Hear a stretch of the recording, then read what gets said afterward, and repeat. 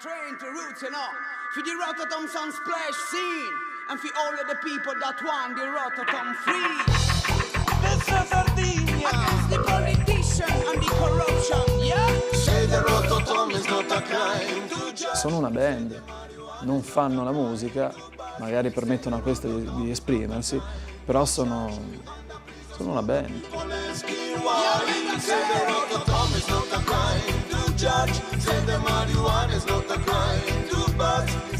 È un sogno, il Rototom è poter vivere un sogno. Il Rototom per me è la mia vita, è la mia famiglia.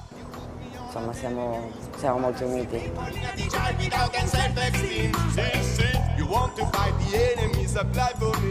Questa diventa un'occasione per lavorare insieme intorno a un progetto. Io spero di andare avanti, anzi non si molla mai.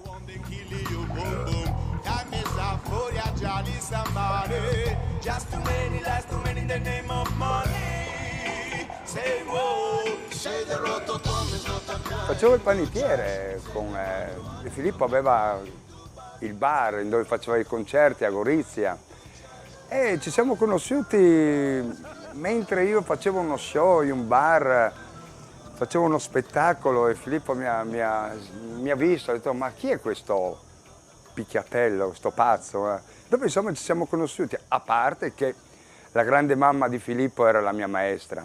Ci siamo conosciuti a scuola, ci siamo incontrati nella stessa classe in prima media e da lì è nato un rapporto di amicizia che dura fino ad oggi.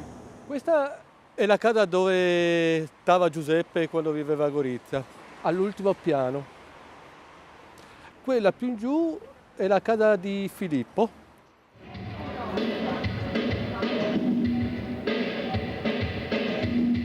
Ci siamo ritrovati io, Filippo, Giuseppe e la principessa Sabrina, ecco. Ecco, e lì è nato il Rototom, diciamo. Ero anche la più piccola di tutti quanti, no? Quindi chiaramente da una parte protetta, dall'altra parte insomma ho dovuto anche tirare fuori le unghie, no? Diciamo, c'era il bar e sopra noi dormivamo, sopra c'era insomma un appartamento che dormivamo in 15-20 di noi.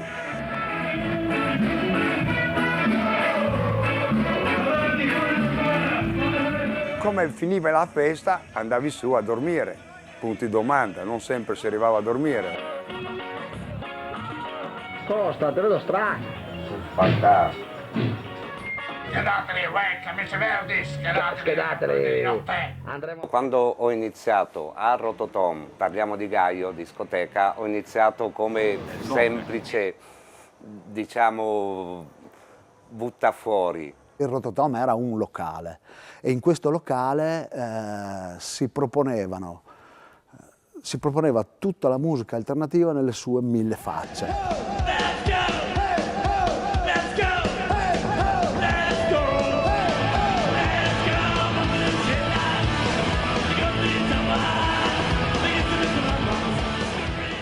Ero in una specie di non luogo, poi sai, certi personaggi all'epoca li vedevi solo lì, certi concerti li potevi vedere solo lì.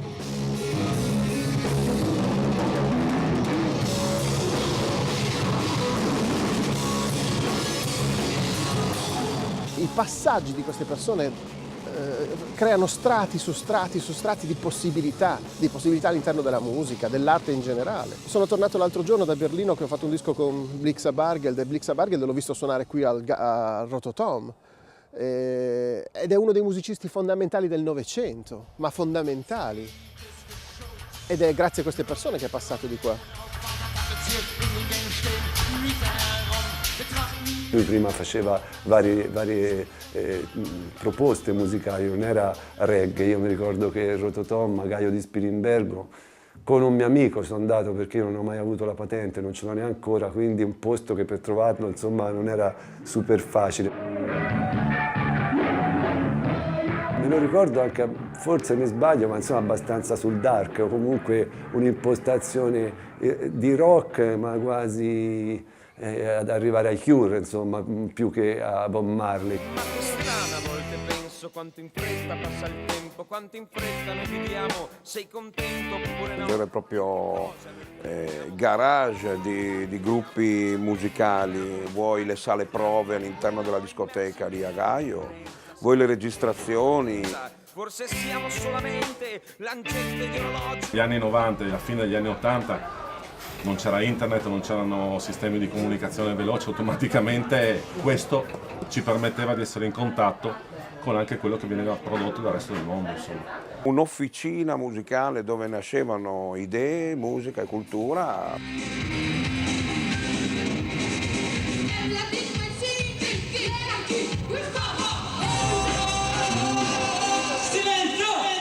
C'era una fanzine, c'era il rotopalco, veniva letto insomma in tutta Italia. Ho avuto modo di parlarne con Pau, il cantante dei Negrita. Io mi ricordo una recensione del nostro primo disco da parte del rotopalco, negativa, e lui, cioè, quella per lui era importante, insomma.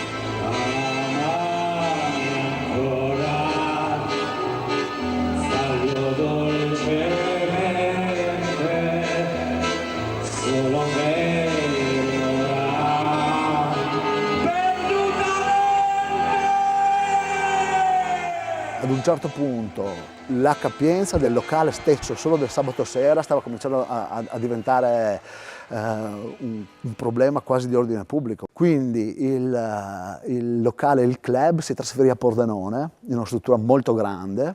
Qui siamo a Zoppola, anzi a Cusano di Zoppola, la sede di quella che fu la seconda fase della discoteca Rototom. Era divisa in 3 sale. Queste 3 sale avevano un tema musicale specifico. Una sala principale dove c'erano i concerti più grossi, era quella che noi chiamavamo la sala rock, ma che in realtà insomma ospitava un po' di tutto.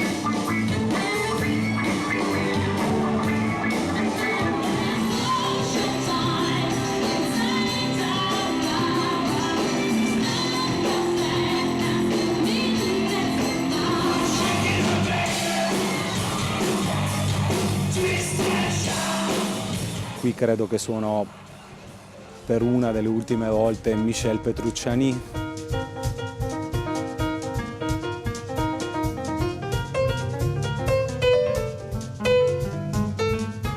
Laggiù in fondo si vede c'era un collegamento con un corridoio e il corridoio poi portava alla sala reggae dove c'erano le sonorità insomma tipiche del Sunsplash.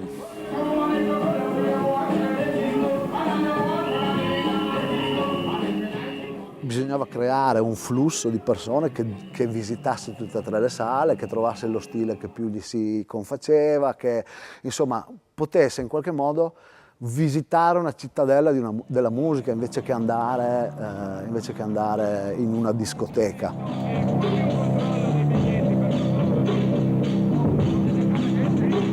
Ho iniziato lavorando per la discoteca nella sala techno nel 98. Ma avevo degli amici che facevano i raccogli bicchieri, tipo Enrico.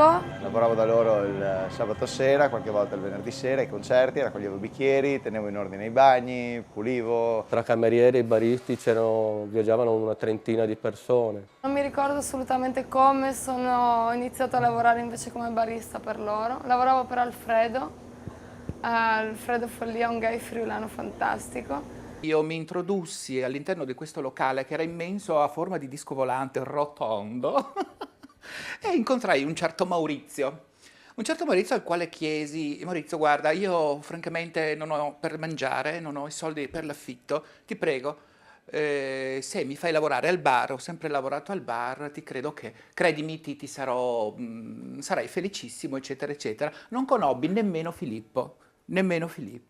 Lui mi vide, eccetera, e disse: perché no, inizi stasera stessa. La gente viene spontaneamente e vengono accolti per quello che sono. Questa è la vera bellezza e la vera ricchezza di questa organizzazione. Se tu entri nel Rototom devi dare qualcosa di tuo. Infatti spesso mi fa ridere perché la domanda è cosa devo fare e invece la mia risposta è no, tu devi dirmi cosa sei venuta a fare. Alfredo Follia, da gay, pordenonese, convinto, da qualche anno faceva alcune feste a ridosso della giornata mondiale lotta contro l'AIDS, che è il 1° dicembre, e a scopo di beneficenza. Fecimo dei manifesti abbastanza provocanti per una cittadina di provincia come Pordenone, ci fu l'elezione di Miss Trans Italia, così inventata, però è stato fatto, avevamo 15 trans. In Friuli lavorare in un modo diverso da quello che ti proponevano in altri contesti era impossibile, per cui il Rototom era un posto dove andavi, ti potevi divertire, c'era anche la possibilità di sopravvivere, di lavorare il fine settimana se studiavi. Nel contesto friulano è stato importante.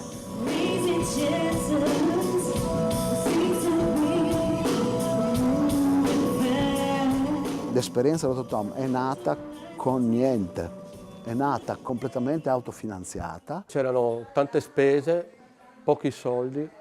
Ecco, a Rototom una cosa che si è vista raramente sono i soldi. Al di là di come vede uno il Rototom, cioè non siamo un'organizzazione né un SPA, comunque sono 5-6 persone che sono partite così, non per gioco, però con un'idea, e abbiamo passato momenti di fame, che sono stati anzi diciamo più i momenti di fame che quelli di gloria.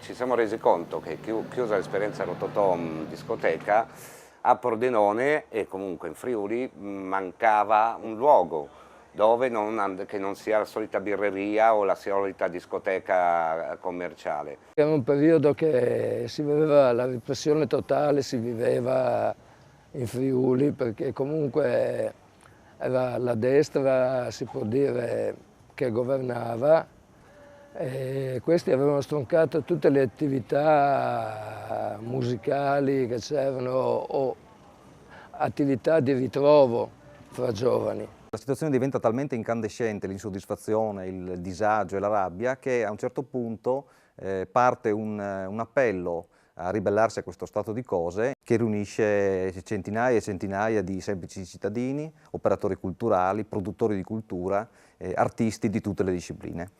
Soprattutto grazie all'associazione Rototom si passa dal dire al fare. Sì, serve un lucchetto. Lu che si caga Che bello spaccare lucchetti, va!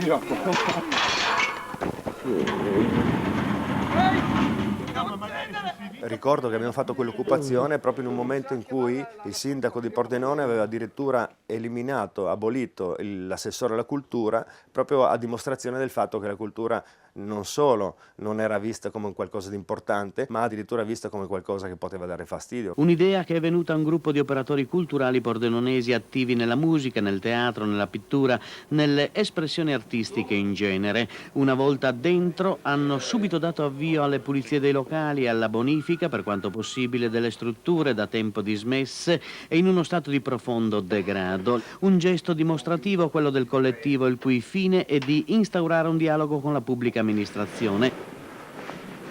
Un po' come quando fai bollire del latte e all'improvviso il latte esce dalla pentola perché la fiamma è troppo calda. C'era una temperatura abbastanza alta perché c'era voglia di fare qualcosa e non c'erano possibilità di farlo.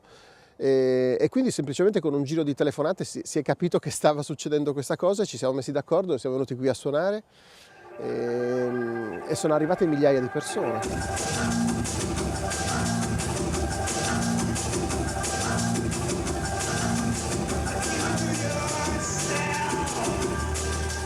C'è la pittura, c'è le mostre, c'è l'abbigliamento, c'è il cinema, c'era la poesia, c'erano un sacco di cose che richiamavano i giovani. Era, diciamo, non so, una specie di grande corridoio culturale, chiamiamolo così. Tutti erano curiosi di venire, vedere, ascoltare quello che si proponeva. Oggi ci si è un po' tutti adagiati, no? Per cui si va ad ascoltare un concerto, seguire uno spettacolo teatrale quando si è sicuri di chi c'è dall'altra parte. Allora c'era veramente una curiosità, la curiosità. Got a lot of Ecco, questa era l'entrata. La porta era, per quanto me la ricordo, era molto più grande, era altissima, erano uno di quei tipici portoni scorrevoli, credo, tipici degli edifici industriali, dei capannoni.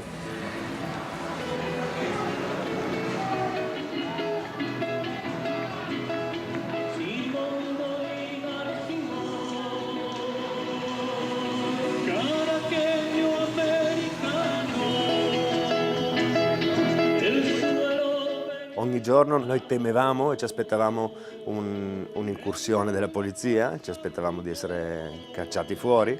Avevamo già promesso che non avremmo fatto nessuna resistenza violenta, non avremmo reagito violentemente, quindi sapevamo che nel momento in cui sarebbero entrati sarebbe finita la nostra esperienza di occupazione e anche di rivendicazione dei nostri diritti.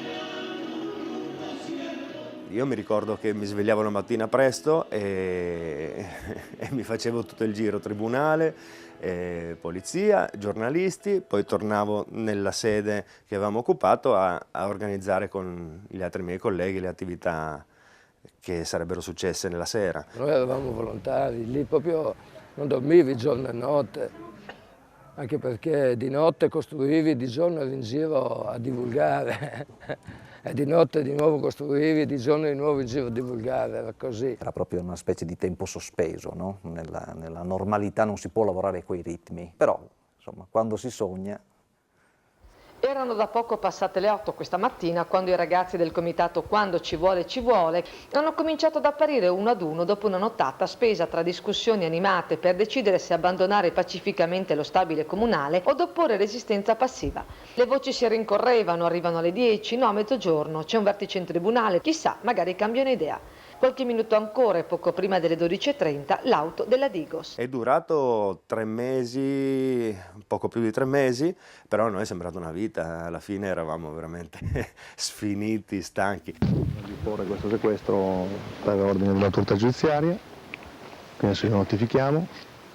Annuisce Filippo Giunta, rassegnato, ormai il dado è tratto. Il dirigente della Digos della questura di Pordenone, Stefano Rossi, gli ha appena notificato l'ordine di sequestro disposto dal GIP Eugenio Pergola. La nuova amministrazione comunale che si insedia non può non tenere conto di questa esperienza, però non è assolutamente intenzionata ad andare in quella direzione, non è quello che si prefigge. E dunque fa una delle cose, uno degli esempi di brutta politica, cioè quello di non prendere apertamente una posizione, ma fare in modo, costruire una serie di operazioni per cui quell'esperienza non deve continuare, in sostanza.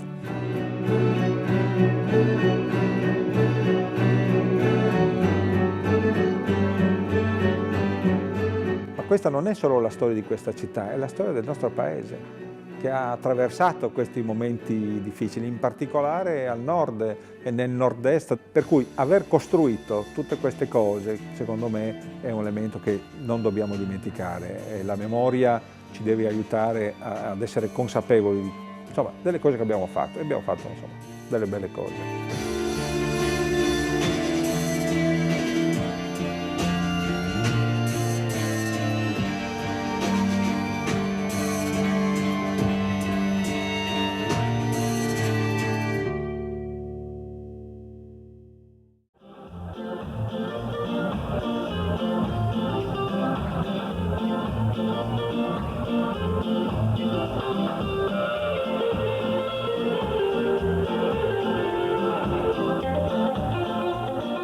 Succedeva, non lo sapevamo neanche noi che succedeva, sinceramente. Ci piaceva lavorare con la gente, creare soprattutto un ambiente che a noi sarebbe piaciuto di incontrare in un altro festival. Un bel sorrisone da Sunsplash.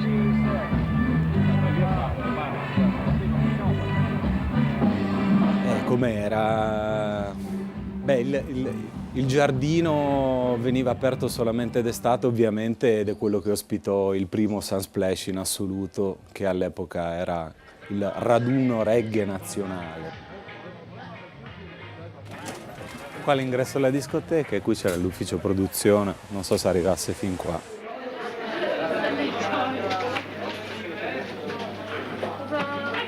A rivederlo adesso sembra piccolissimo, però insomma era bello, pieno di gente, c'era già una bellissima energia, insomma, cioè c'era il seme di quello che poi è diventato il Sunsplash che conosciamo. Il primo Sunsplash è iniziato che quando è iniziato c'era una persona sola seduta davanti al palco, il gruppo che suonava, e questo ancora col giornale. È iniziato così il Sunsplash.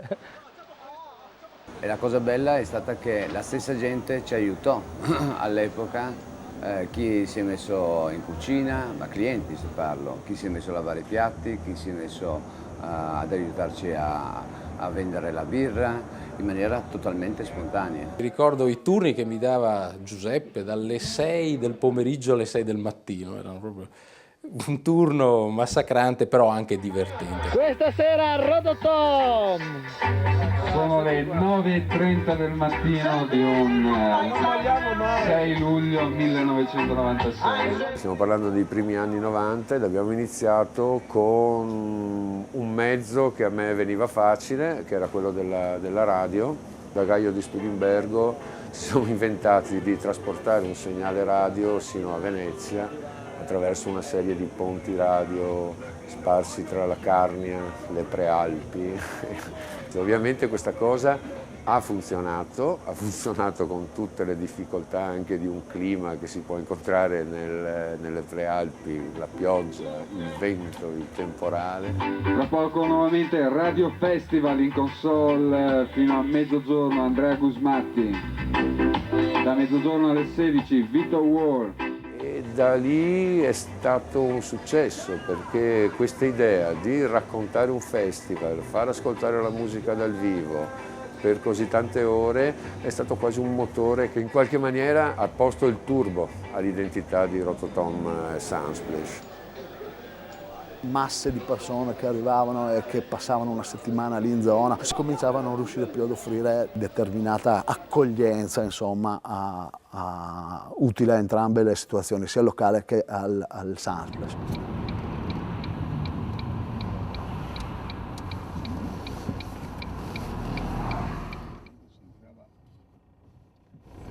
Eccolo lì, è quello lì Gabriele. Guarda Gabriele. Okay. C'erano 3 palchi, giusto? Sì. C'erano 1, 2 e 3.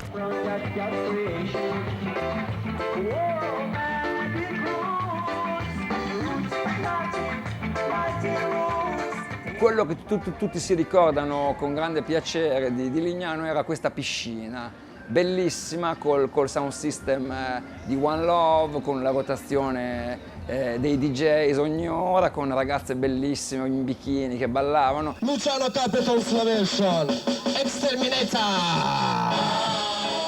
E questa piscina ovviamente tutti ci volevano fare il bagno e dopo un'ora di apertura dal campeggio l'acqua era praticamente marrone.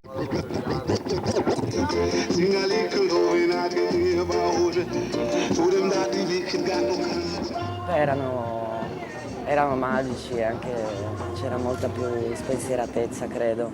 Proprio perché era una gestione familiare, eravamo in pochi ancora, chiaramente riuscivamo a goderci quei momenti, quelle emozioni molto più intensamente. L'ultima notte quando terminava il festival eravamo tutti quanti insieme a ballare con i DJ e ci ritrovavamo tutti lì. Adesso per ritrovare qualcuno di noi a fine serata fuori dal backstage è praticamente impossibile. Il Rototom ha fatto un salto di qualità, non è più, a mio avviso non è stato più una cosa di elite, ma è diventata una cosa di massa. Chi a Gaio veniva a vedere Quincy Linton-Johnson, veniva a vedere quello. A Lignano è incominciato a venire tutte quelle persone che invece amavano il peace and love, no? Neanch'io non ero preparato, al quarto giorno ho detto guarda è impossibile, non eravamo preparati, non li stai un'affluenza simile. Mentre di qua c'era il campeggio, no? Qua c'era tutto campeggio, da qua fino in fondo. Mi hanno dato un campo e mi hanno detto guarda questo campo qua tu dovrai dare da mangiare, da bere, non so a quante persone, non avevamo un numero. Ho fatto probabilmente anche degli errori molto grandi. Io mi ricordo che avevo ordinato 4 cisterne di birra caduta. Le abbiamo fatte fuori tutte. Avevo i numeri di Gaio, a Gaio si andava a fusti, a Lignano si è incominciato a ragionare a cisterne. Da Gaio ha fatto un salto enorme di qualità. La struttura era da festa paesana, non da festival, piccola, inadeguata.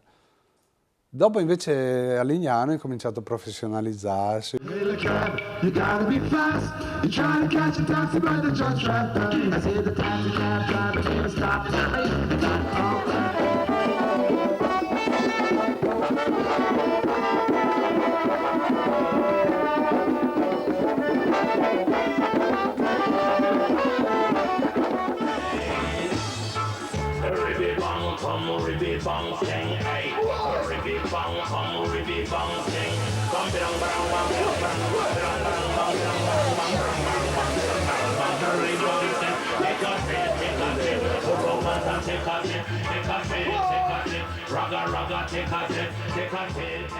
Penso che il Sunsplash a Gaio di Spilimbergo, in mezzo al nulla, amati da tutti, non era un pericolo.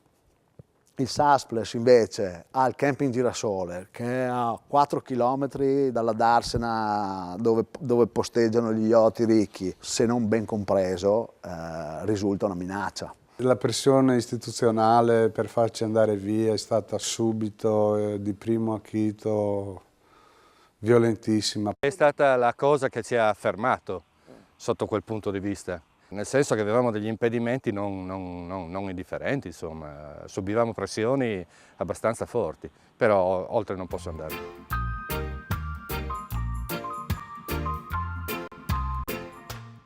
La verità è stata dimostrata poi coi fatti, perché il Sunsplash ha continuato ad ingrandirsi, perché era una necessità, perché c'è gente che si è avvicinata a un determinato modo di vivere arrivando a Sunsplash per la prima volta.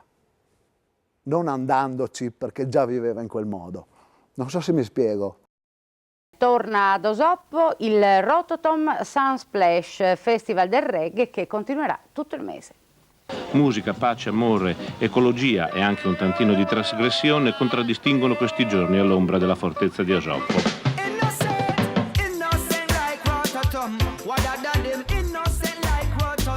I still remember the first time I experienced Rototom Sunsplash. First of all, the setting was so spectacular, right at the foot of the Alps. Very, very inspirational setting in the heart of nature, right in a national park. But also just the fact that there seemed to be a little village living in this park for the duration of the festival with a real spirit of a community there.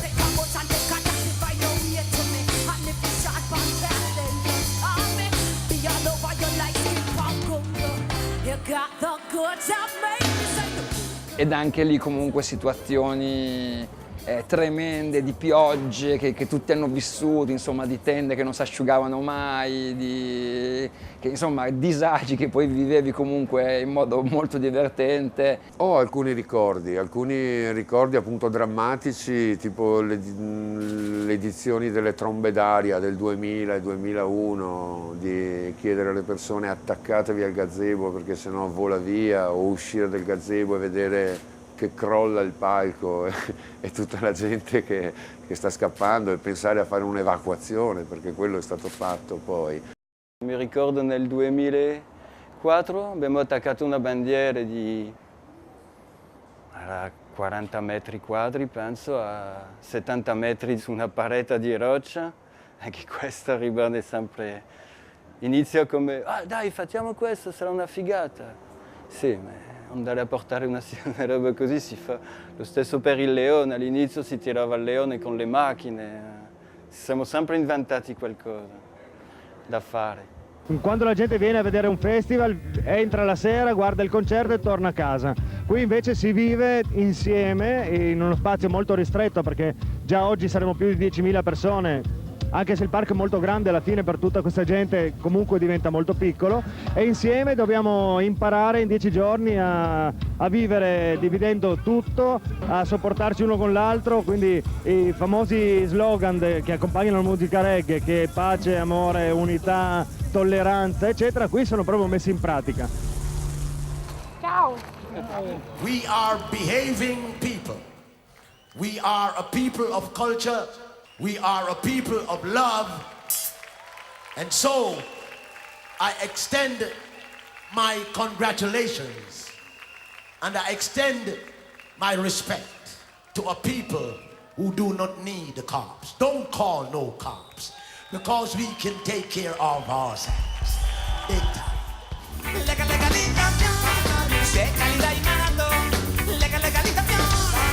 Basta de prohibición.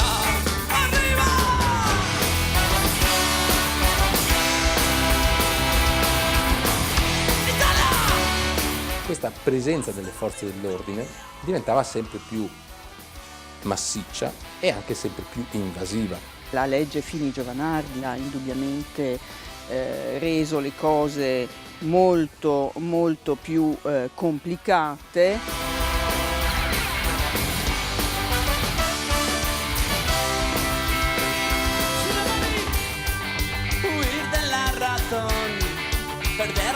Nel 2009 poi è scoppiato il bubbone, nel senso che c'è stata una vera e propria guerra al Sunsplash dichiarata da parte delle forze dell'ordine, da parte della procura.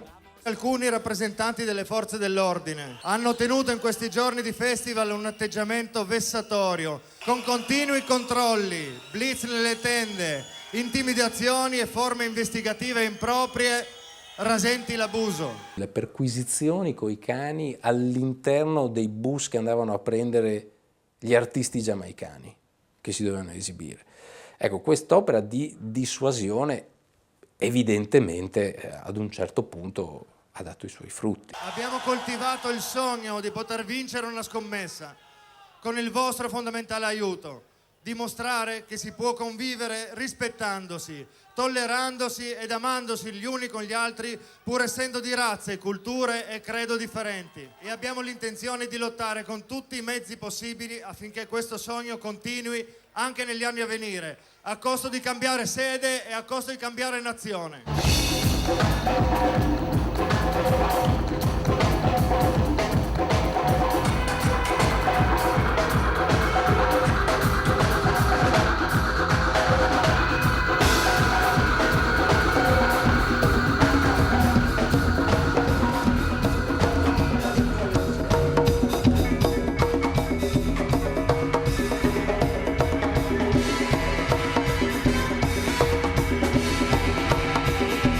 Fare un saluto a tutti voi, a tutti i ragazzi del Rototom, vi siamo vicini.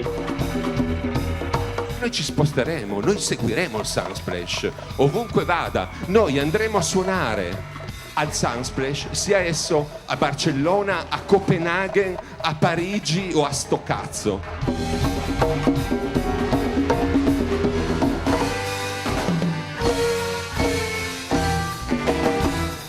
Ciao a tutti!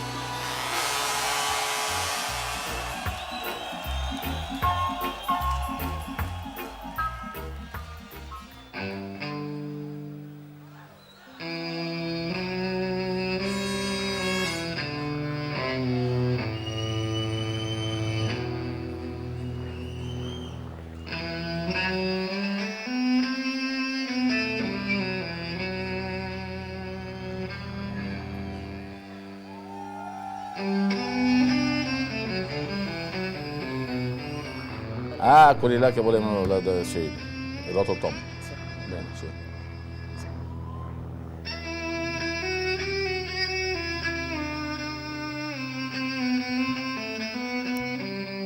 Ma cosa ci fa questo festival in Italia? Com'è possibile che glielo lasciano fare?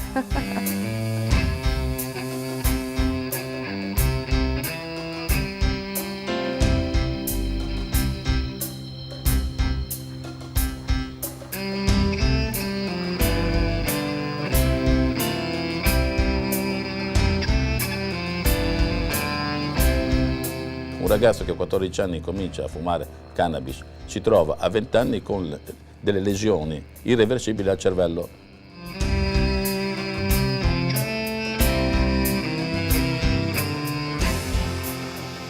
Allora molto meglio che se ne vadano. Infatti, così non è stato.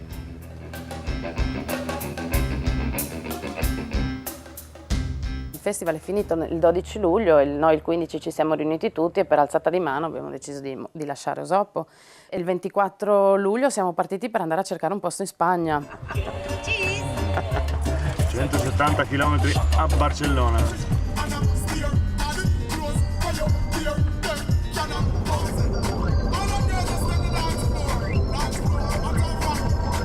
Ed è stata veramente dura perché il posto non si trovava, abbiamo girato in lungo e in largo, poi figurati, eravamo 5 persone che si svegliavano tutti i giorni, andavano a cercare posti e fino a gennaio non avevamo trovato niente. Ed era sempre più difficile tenere nel gruppo questa allegria, perché...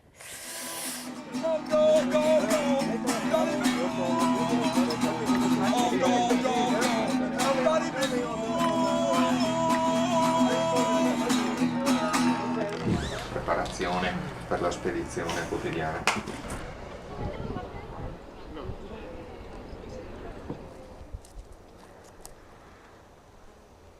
Camping El Molino. Quindi insomma proprio piccolo non è.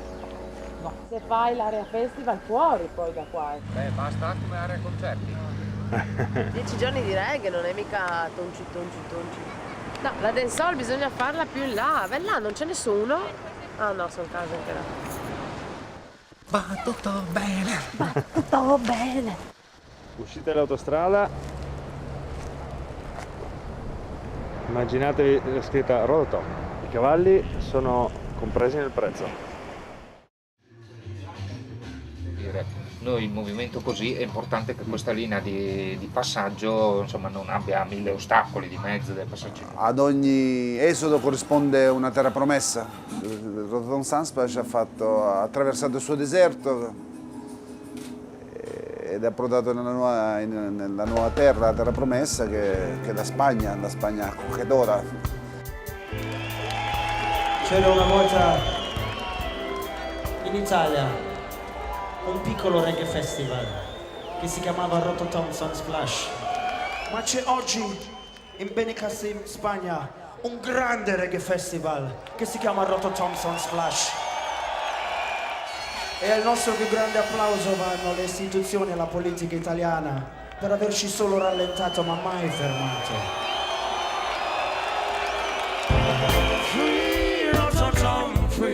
Se Filippo avesse compiuto lo stesso percorso in Inghilterra sarebbe uno dei più grandi organizzatori mondiali. In Italia, dopo tanti anni, devi migrare in un altro luogo e ricominciare una nuova avventura. Cioè non c'è il valore di merito, cioè qui il merito non conta un cazzo.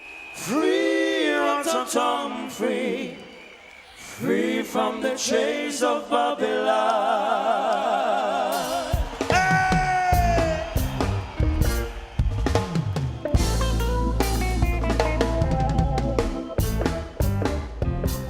Secondo me nessuno di noi, a partire dal gran capo Filippo, anche se lui ha la vista larga, si aspettava un così grande esito.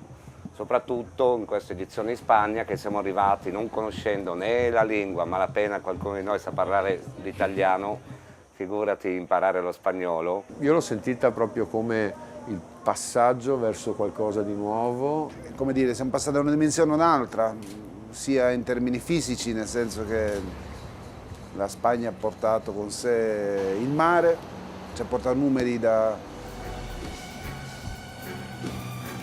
pop. Credo che nel mondo, da nessuna parte nel reggae si veda questo.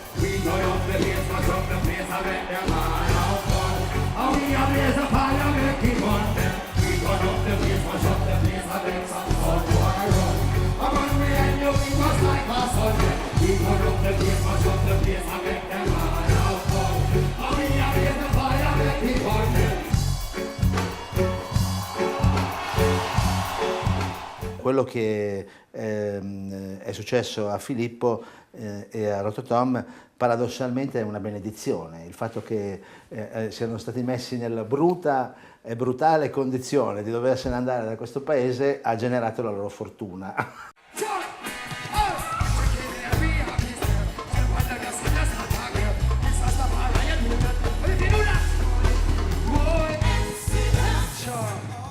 Fòrum Social jo penso que és una de les apostes més interessants del Rototom. I think youth began in Italia, in Alemania. E per le informazioni. La rebellione. Es culpa de la marihuana. We have been attracted by the prospect of very interesting debate about tremendously important matters of contemporary life. C'è un'altra globalizzazione possibile, la globalizzazione attraverso i diritti, l'iniziativa diretta delle persone, e ieri sera io ho avuto esattamente questa conferma.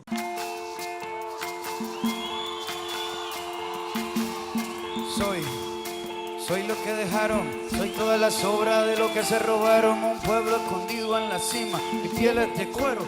Abbiamo della gente che si sente parte del Rototom in Chile, en Argentina, en Uruguay, en Colombia, a Sant Andrés.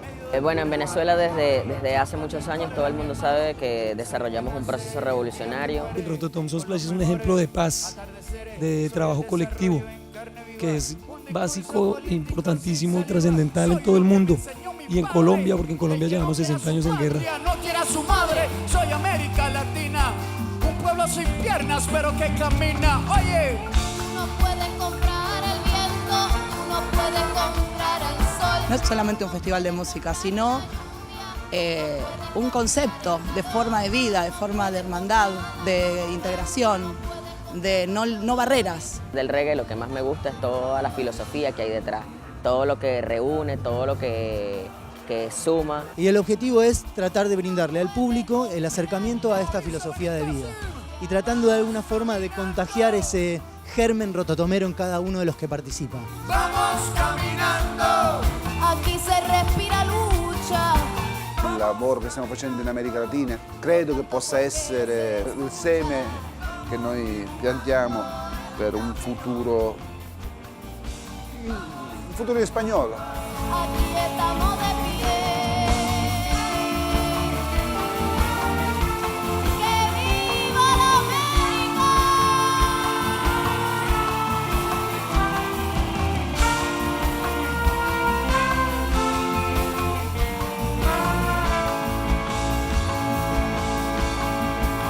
No puede comprar mi vida. En Colombia, ahora mismo, hay un paro agrario. ¿Por qué? Porque Monsanto con sus semillas asesinas quiere entrar a Colombia y los campesinos y los indígenas están luchando. ¡Un ruido, un grito con los sindicatos de Colombia!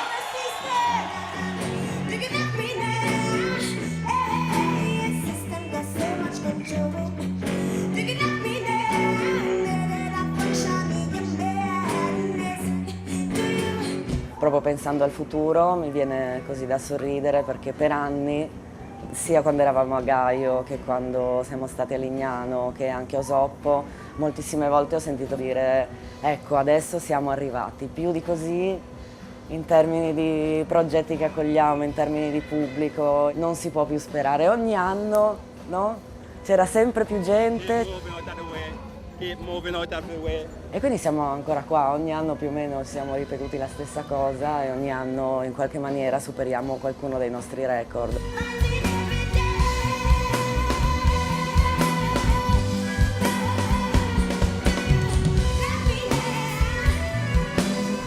Il discorso è lavoriamo tanto, facciamo qualcosa che è un progetto che ci piace fare e quindi siamo arrivati a oggi ancora a faticare ma con piacere alla fine.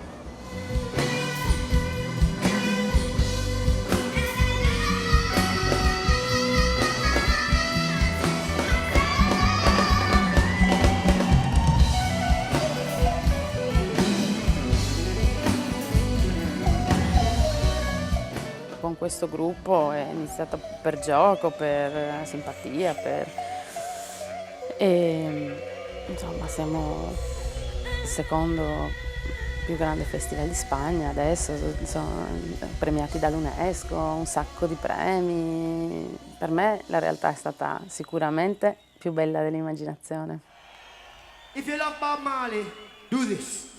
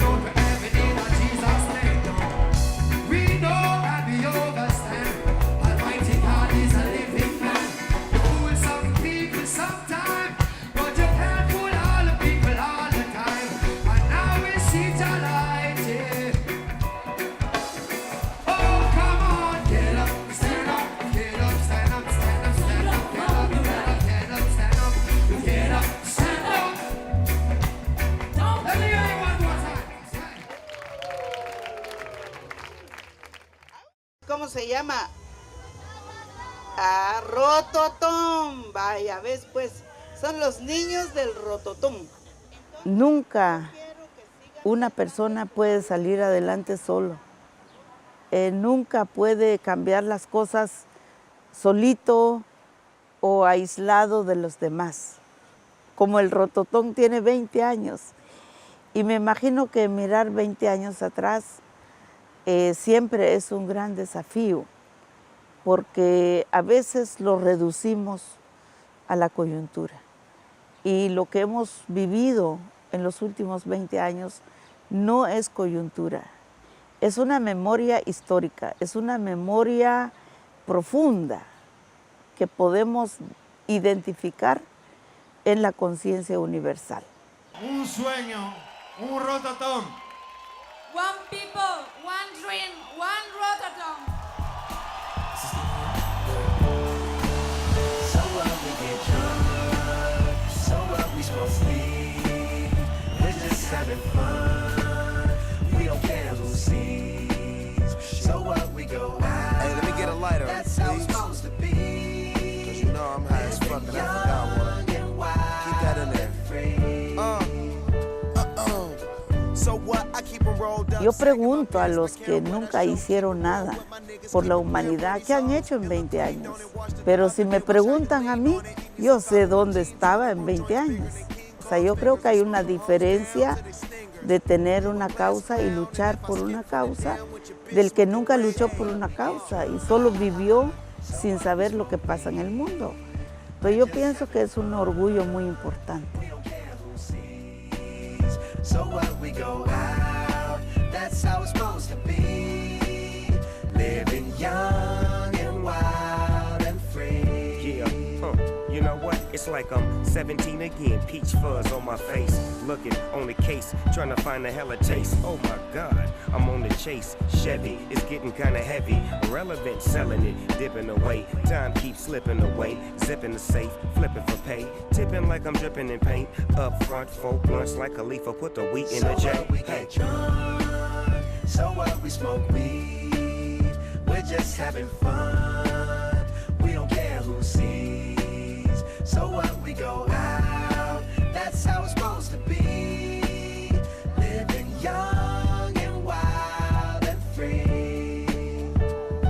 Yeah, roll one, smoke one, when you live like this, you're supposed to party. Roll one, smoke one, and we all just having fun, so we just roll one. Oh, che domandine! Che calore! Ma avete cucinato? Sarei stato più tempo, ma minchia, si muore. Perfetto. Sara. Bella domanda. E niente, posso andare da sta sauna? E basta. Buona la prima? No, in questo caso no.